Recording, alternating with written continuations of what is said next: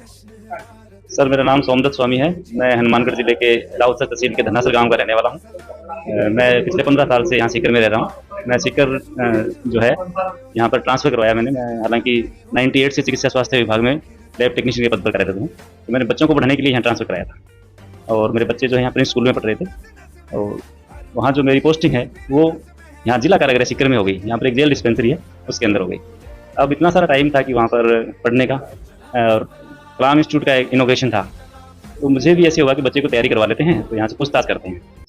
मैं वहाँ पे गया तो वहाँ पर मुझे मुकेश जी सर मिले। उन्होंने मुझे कहा कि आप क्लास में बैठ सकते हैं, आप देख लीजिए कैसा पढ़ाते हैं टीचर, और फिर उसके बाद में बच्चे का एडमिशन करा सकते हैं। उन्होंने मुझे कॉपी दी, पेन दिया और क्लास में बिठा दिया।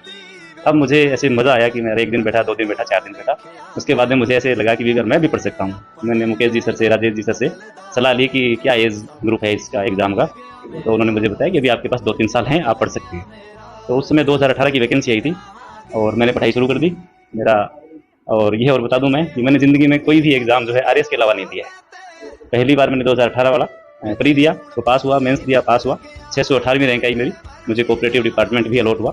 लेकिन बस उस समय तक ये ठन चुकी थी कि या तो लैब टेक्नीशियन या तो फिर कम से कम आरएएस आरपीएस।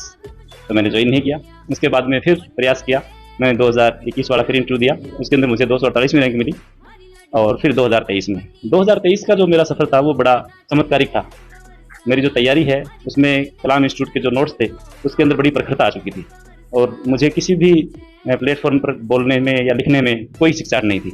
मुझे कॉन्फिडेंस भी इतना ज़बरदस्त आ गया था कि मैं एग्ज़ाम को दोबारा क्रैक करूँगा और बढ़िया तरीके से करूँगा।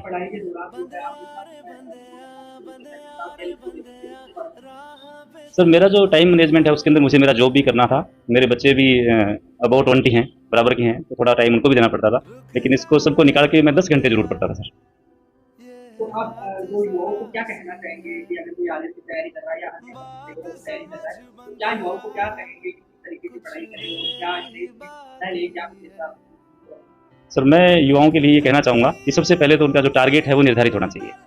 अपना मारवाड़ी में एक बोलिया करा कि भी 2 घरों को पावन हो भूखो रहा करे। तो पहले तो सबसे पहले एक टारगेट होना चाहिए उसका, और टारगेट भी बड़ा होना चाहिए। कलाम साहब ने भी कहा है कि छोटा जो यदि टारगेट लेते हो तो यही पाप है।